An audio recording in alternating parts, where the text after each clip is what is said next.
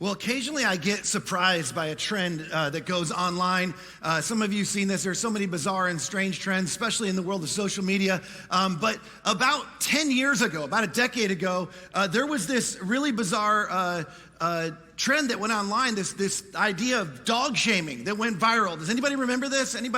See any hands? Anybody remember dog shaming? Okay, like very few of you.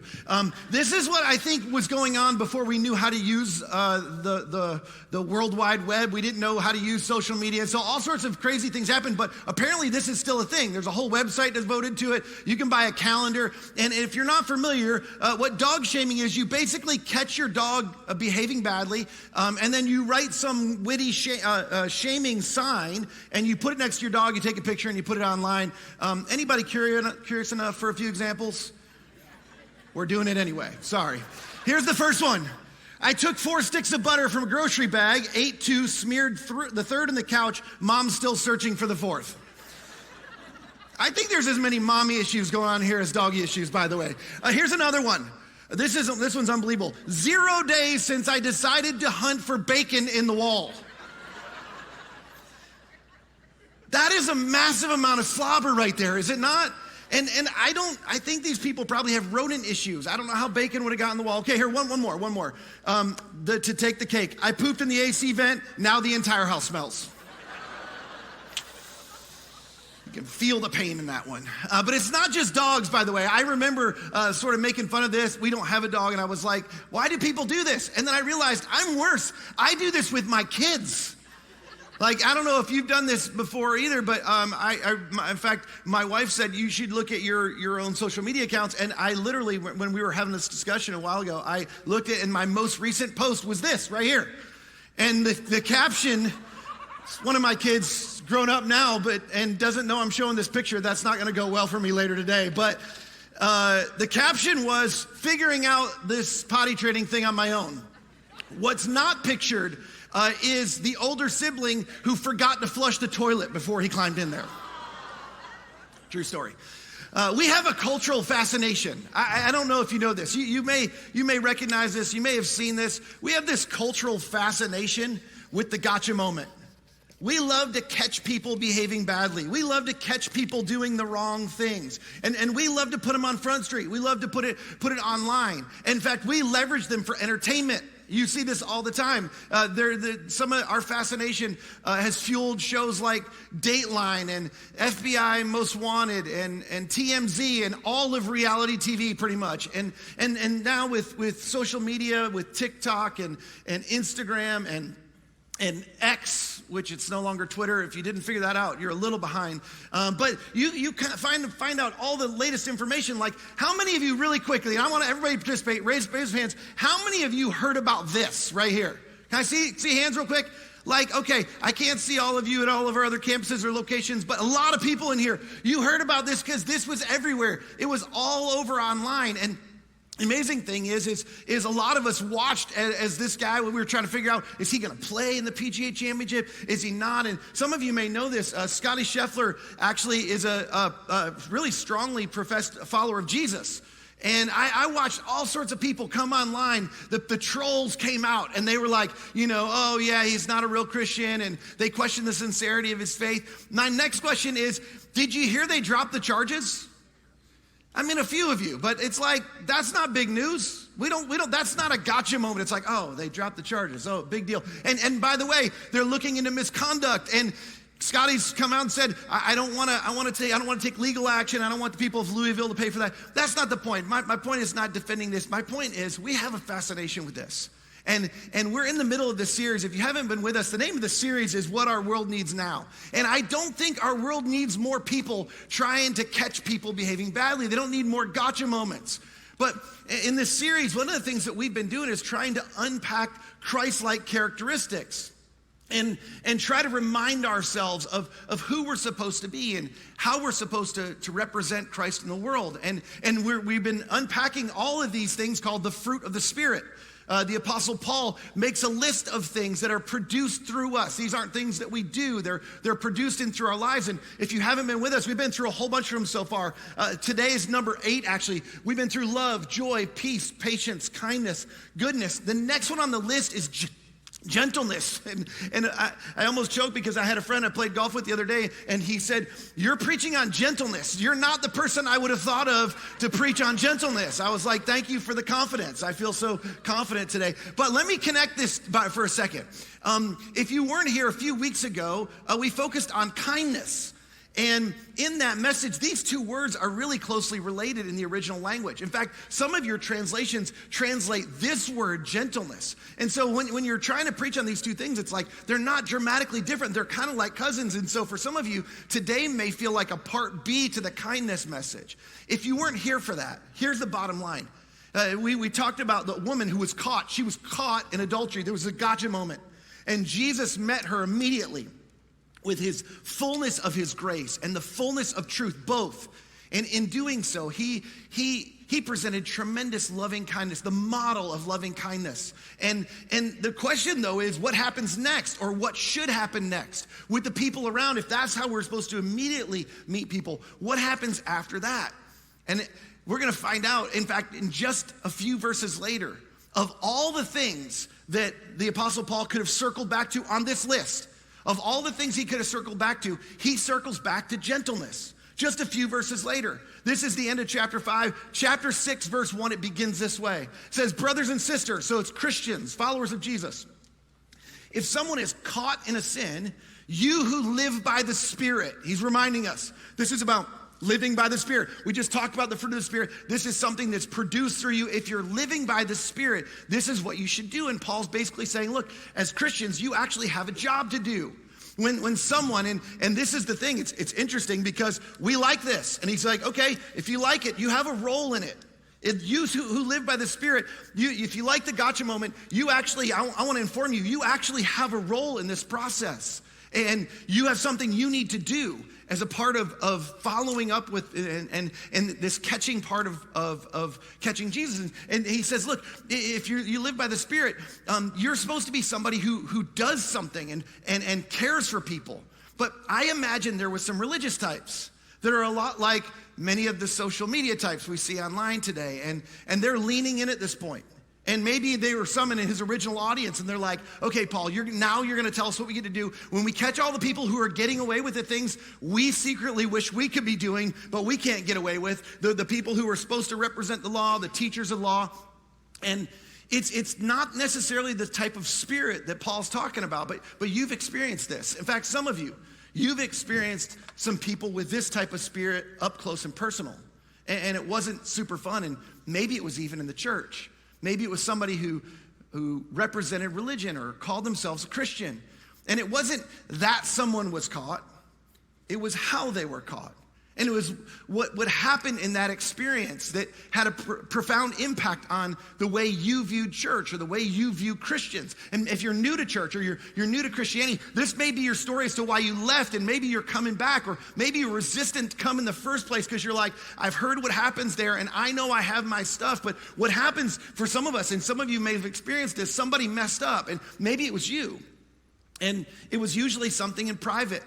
And you're worried, like you show up and you think everybody knows or somebody's going to find out. And after getting away with it for some period of time, the thing turned into a habit or an addiction, or it just went on. And it got to a place where they were living a double life, and it had to be kept a secret. The problem is their behavior started to have an impact on other people.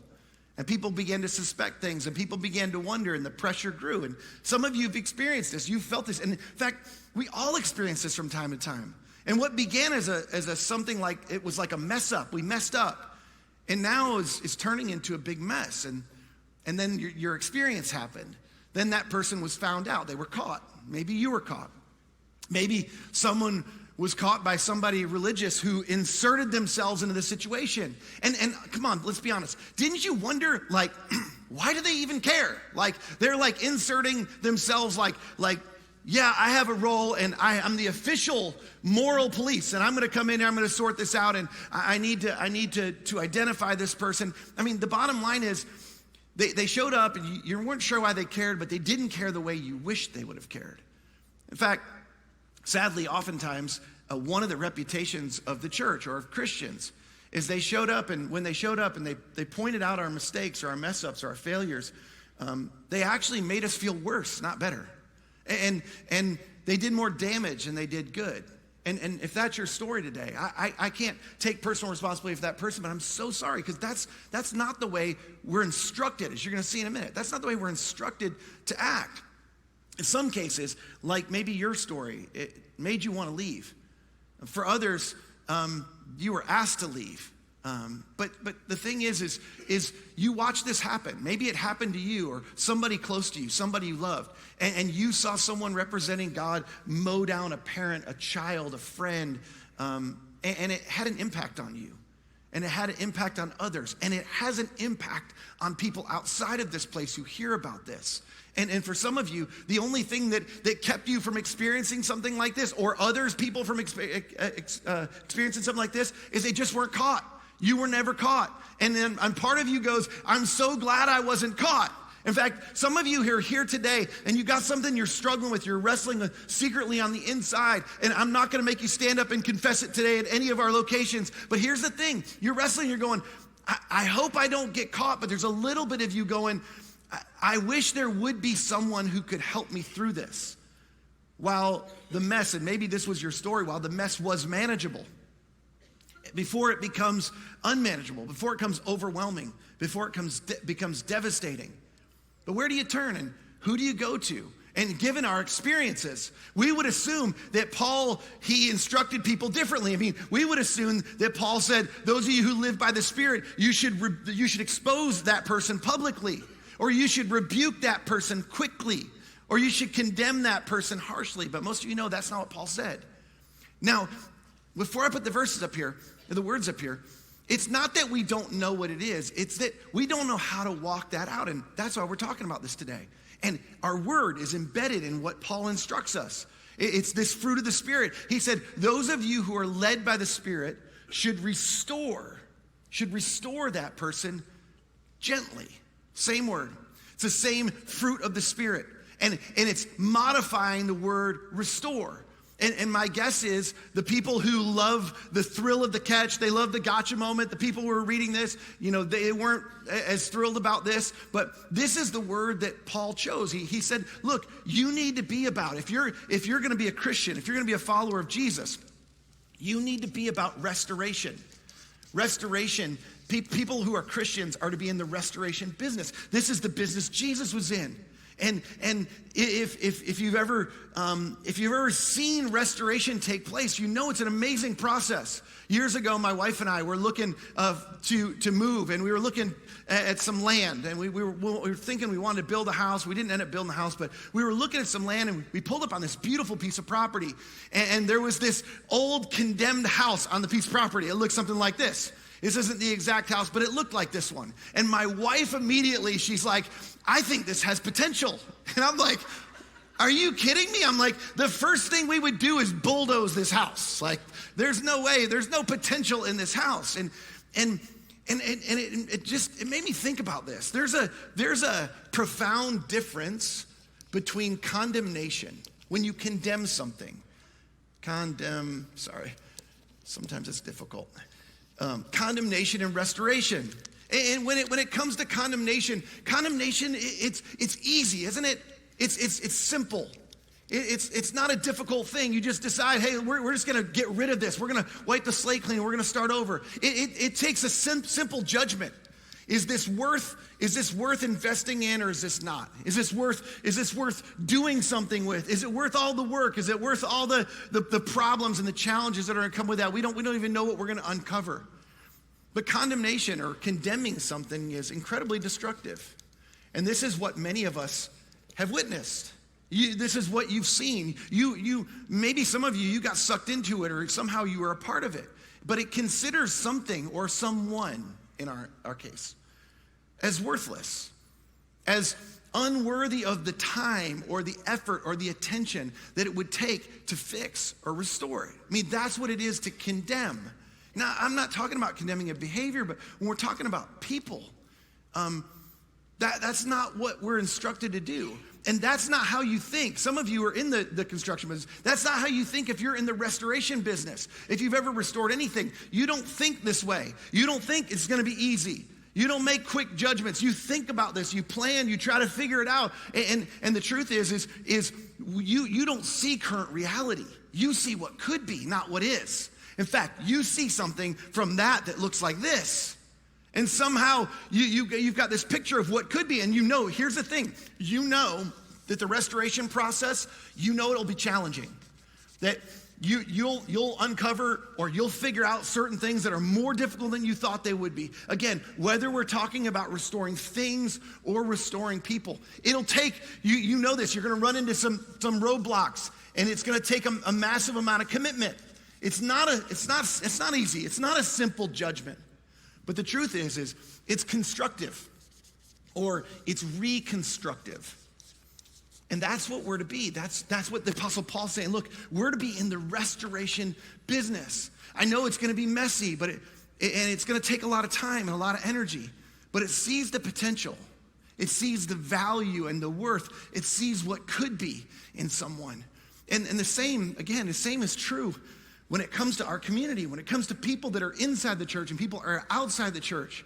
When people are caught doing things that we would all go, yeah, that's bad. That's not good. It's not good for them. It's not good for people around them. It's not good for their marriage. It's not good for their kids. It's not good for their parents. It's not good for their company. When people are caught, the easiest path is to slap a mental sticker and go, hey, these people they're not worth it. They're not trustworthy. To slap a sticker on them that says canceled or condemned. And we do this. We in our culture, we cancel people and we walk away. We walk away from them and we form a judgment about them, and we just decide, that's who they are. But come on, none of us, we don't want that. We wouldn't want somebody to do that for us. I mean, the effort to engage in the restoration process, it is challenging. But it's what Paul says those who are led by the Spirit do. It's not necessarily something you produce on your own, but restoration, the goal is to gently restore people. Stephen Covey, one of the things, some of you have maybe read the 7 Habits of Highly Effective People. And in that, I can't remember, I think it's habit 4 maybe. In that, he talks about beginning with the end in mind. And it's an incredibly helpful book from a business standpoint, a leadership standpoint. But the truth is it's an incredibly helpful book from a personal standpoint as well. And he basically is saying, look, if you want to be successful wherever you want to end up, you got to begin with the end in mind, or you'll get off course eventually. You won't be headed in the right direction. And he gives us this whole idea of what's your goal? What's the finish line? What's the end goal of what you're trying to do? And if you can figure out what the end goal is and you focus on that's your target. You're going, that's what I want to do. That's where I want to end up. And again, this to the Apostle Paul's point, if you can begin with the right end in mind, it impacts how you operate. If you get really clear about what your target is, the target of what you're trying to do, the end goal, if our end goal is restoration, it's a game changer. And here's what I just say, is when you think about this, I just want you to think very practically for a minute. If you know somebody or you know a situation, maybe it's one of your employees, maybe it's one of your kids, and you catch them. They get caught and they're doing something wrong. If your first thought reflexively is, my job is to bring about restoration, it's going to be challenging. In fact, it's going to be challenging in your own spirit, especially if you were hurt or you were betrayed. But if your first thought is, how do I restore this person? It's a game changer. In fact, I think it's a word changer. It redefines this gotcha moment. It redefines the word caught. Remember, at the beginning, Paul said, going back to our verse, he said, brothers and sisters, if someone's caught in a sin, this is the same thing we do all the time. We catch people all the time anyway. And the word catch, it's a unique word. It can have different meanings. It's like the word bill, for instance, which is awesome if you have dead presidents on one of them. Those are great ones. It's really depressing in the summer when you get your water bill. Like, that's not as a good one. Or fixed. The word fixed is a great word if your IT is bringing your laptop back. It's completely different if you're a dog or a cat. It's not good. But there's this word caught. You get the point. The word caught, it can be used in 2 different ways. In fact, there's several different ways people can be caught. And we don't think about it necessarily this way, but you can be caught and you can be sort of ensnared. Like you get caught in a net. Some of you, if you've ever seen like old school fishing or the way they catch animals in remote parts of the world, there's a way that you can ensnare an animal or fish or something, and you can be caught in a net, and that's one way to catch, is to be caught in a net. The other way is you can be caught by a net. I want you to think about the profound difference between these two. You can be caught in a net, or you can be caught by a net. And one is way more gentle than the other. One is constructive, not destructive. One is preserving. It's self and life preserving for people. It's something that is gentle, and it helps people who are in difficult circumstances and situations. And the other one is destructive. Again, you can be caught in a net and people catch you. That's a different type of gotcha than being caught by a net. But think about the word picture. Both of these, by the way, one involves when you're being caught in a net. This involves the thought of danger. I mean, come on. Is that what we want people to think of when they think of this place, when they think of your church, when they think of your community, when they think of your relationship, your friendship? When you think about what people in your world need, isn't it true? They don't need thoughts of danger when they're coming to you and they're in need and they're in a mess. See, when you're caught by a net, this implies safety. This implies a soft landing. Here's what's unique about both of these things. Both of these, we don't think about it this way, but both of these involve strength. They both involve strength. And one, the strength is used to preserve and to help and to take care of. And the other one is dangerous and ensnares people. But both of them leverage a position of strength to either catch in a gotcha moment or catch in a moment of safety. And we usually don't associate strength with gentleness. Isn't it true? We associate gentleness with weakness. And a few weeks ago, we talked about this in the same way that people confuse kindness and niceness. People often confuse gentleness and weakness. But think about this. Gentleness necessitates strength. You can't be gentle unless you have strength. Gentleness doesn't exist without strength. A lack of strength is just weakness. You need strength to show gentleness towards somebody. My kids, I have 3 boys, and they love to wrestle. And a few years ago, my oldest was learning to wrestle with our youngest. I would wrestle around them on the floor, and I'd throw them all over the place, but I'm being careful as they land and making sure they don't run into each other. And it's kind of one of those tricky things. If you're a dad of boys, you know how that works. You want to be rough with them, but you don't want to break their bones and crush them and end up in the hospital. That's a whole nother mess. But you do want to have fun, and they want to play rough. And oftentimes, not all kids, but my boys, they want to do this. Well, my oldest son, who's 8 and 10 years older than my 2 younger boys, he sees me throwing him around and playing rough with him. And one day I come in and he's throwing them around, and they've got rug burns and bumps on their heads. And I'm like, hold on a second. You got to be gentle. And he's like, you're not gentle. You're throwing. I was like, yeah, but I am. You have to learn to restrain your strength. Think about this. This is true. If he wasn't stronger, I wouldn't have to coach him on how to be gentle. The same is true when we catch someone. When we catch someone, whether you know it or not, you don't think of it this way.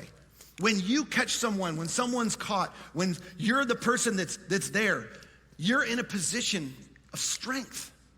You're in a position of strength. And the question is how will you leverage that position of strength? How will you leverage that position of strength in the situation? How will you leverage that position of strength for or against this person? The very next sentence in the verse, it helps us in the most insightful way. Don't miss this. This is what it says. He says, but watch yourselves, or you also may be tempted. Now, forever, I just took a cursory reading of this, and I just thought, this just basically just means, be careful so that you don't get sucked into the same sin, because, if you get involved or you wade into the situation, you might get sucked into the same thing that they're in, and that's one way to look at this. But I think a more thoughtful reading of this, he says, but watch yourselves. You also could be tempted, which another way to say that is, look, this could just as easily be you. I mean, you're doing the catching, you've caught someone, but you could just as easily be the person being caught. In fact, at some point, it might be you. So the question is, how do you leverage your position of strength when you catch someone? And the answer, in some ways, is, how do you want to be caught? How would you want someone to catch you when you stumble, when you fall? What would you hope that gotcha moment looked like for you? Because there's a lot of different ways this gotcha moment can look. What would you hope it would be like for you? Would you hope somebody's like, gotcha, you're in trouble, I'm gonna expose you, now I'm gonna let everybody know, you're gonna pay for this, you're gonna be in trouble? Or would you like somebody to just go, hey, I gotcha. We're gonna get through this. I'm gonna walk you through this, and there's some of the consequences, some of the difficulty I can't rescue from, but I gotcha. You don't have to carry this on your own. This may be the most countercultural thing in the list of the fruit of the Spirit. It's unnatural. So the question is, if this isn't something I do, how do I practice gentleness? How is it produced through me? And I think it's by beginning by asking ourselves, as a result of this verse right here, the question that we need to ask ourselves is, what if this was me? I mean, when you begin to think about it that way, you think, I would want restoration, not condemnation, right? I would want somebody to fight through the challenge and the difficulty. I would like somebody to be committed to me. I would like for somebody to be constructive in their help, not just dismissive, not just condemning. What would you want? What would I want? What if this was me? And then to the other question is, what's the goal? What's my goal? What's my goal really when I catch someone? Paul says the goal when somebody's caught is to restore them. The goal has to be restoration. I recently had a friend who called me, and I love this. He called me, and at the very beginning of the conversation, he called me about a situation that he was navigating with somebody who was in the midst of a big mess. And he said, hey, listen, before I tell you this, I just want you to know the hoops I jumped through before I made the phone call. Because I recognize you're a pastor and you're part of the church, and I'm kind of calling the church, and this is about somebody we both know. And he said, but I had this conversation with my wife beforehand. And my wife said, before you pick up that phone, before you call him, you need to get crystal clear and honest about what your goal is. Which I was like, she's a good woman right there. Like you need to listen to her more often. And he's like, it was so helpful for me. He's like, because I sat down, I thought, what is my goal? And what's my goal really? And that shaped the conversation that we had. That shaped the help that he asked of me in the situation. You see, this first question, what if it was me? It creates humility in us. If we go, hey, what if I was the person on the other side of the catching? What would I want? And that's a humbling question, because sometimes we get so full of ourselves that we don't think that would ever be us. It's not going to be me. That'll never be me. I'm not going to be the person. And we lose that. But this first question, it creates humility. And the second question, it produces the gentleness, because it brings clarity. When you go, hey, this could be me. When you add this question and this question, what you get is a process. You get a goal that leads towards restoration. And if the goal is really restoration, if that's really your goal, then we begin to see the fruit of the Spirit coming out through this. And here's how. Because how we catch this gotcha moment, it depends on what our goal is. It depends on what this goal is right here. If you don't know, you need to get crystal clear on this. Just like my friend's wife said, you got to get crystal clear on what's your goal, because how you leverage your strength when you're in that position of strength, it will be determined by what your goal is. And your goal oftentimes is determined by the humility of just stopping to go, what if this were me? How would I want to be caught? Come on, let me ask you.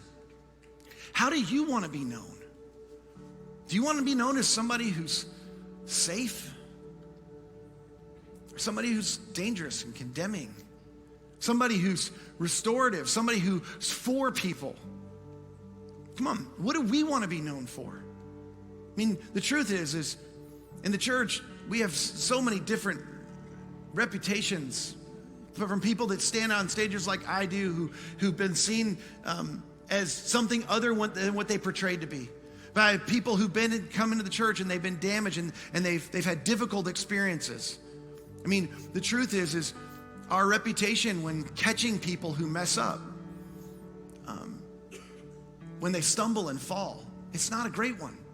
Do we want to catch people or do we want to catch people when they stumble and fall? What if the church was the safest place on the planet to stumble or fall? Think about how different that would feel when people showed up here. Think about how different that would feel when people landed here, when you landed here, when those friends of yours that are far from God that think I'll never be accepted there, when they land here. What if we simply took Paul at his word and said, you know what, we're going to make our goal restoration, and we're going to leverage our position of strength to gently catch people when they stumble and fall. When you think of the church and when you think of Christians, be honest, do you think condemnation or restoration?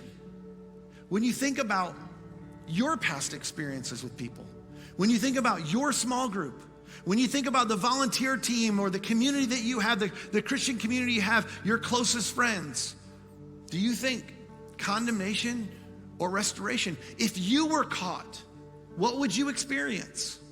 Come on, when you think of your church, when you think of North Point, when you think of Brownsbridge, when you think of Woodstock City, when you think of Buckhead Church, when you think of East Cobb Church, when you think of Decatur City Church, when you think of Hamilton Mill Church, when you think of Gwinnett Church, when you think of Southside Church, when you think of Athens Church, when you think of your church, whatever the name of your church is, what do you think? Do you think condemnation or restoration?